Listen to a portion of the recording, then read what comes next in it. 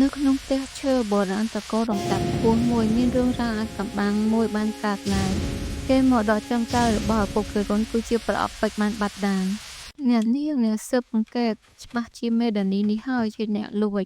វាជាមនុស្សកវានិយាយមិនចេញនោះទេវាតែងតែលួចចូលបន្ទប់រំកល់គេមកដកយប់ឡើងនៅក្នុងបរិវេណផ្ទះពិតជាមានរឿងសង្ស័យគួរឲ្យចាប់អារម្មណ៍ពិតមែនអ្នកនាងអ្នកស៊ើបអង្កេតកន្លឹះទ្វារមិនមានស្នាមគាស់ទេមានតែវានិងខ្ញុំទេដែលមានសោចាក់អាណាដើរមកជិតដានីរួចសម្លឹងមើលភ្នែកនាង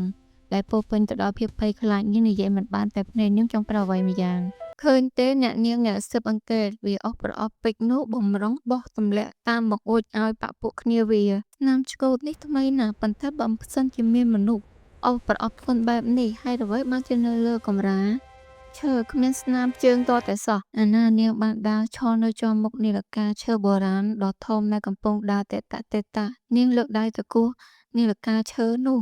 សំឡេងដូចជាប្រហោងក្នុងវិរុនមានទឹកមុខស្រេកស្លាំងអ្នកនាងមើលអីនឹងនាឡិកានឹងដើររក10ឆ្នាំមកហើយគ្មានអ្វីនោះទេលោកភិរុនលោកប្រាប់ថាដានីជាអ្នកលួចបំរុងបោះតាមបង្អួចតែបង្អួចជាប់សោពីខាងក្រៅ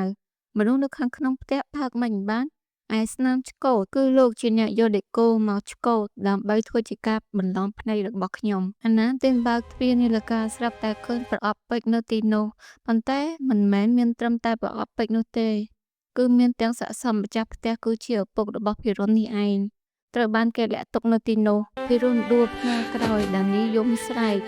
ទម្លេកអាក់ដូចជាបានរួចខ្លួនពីការគំរាមកំហែង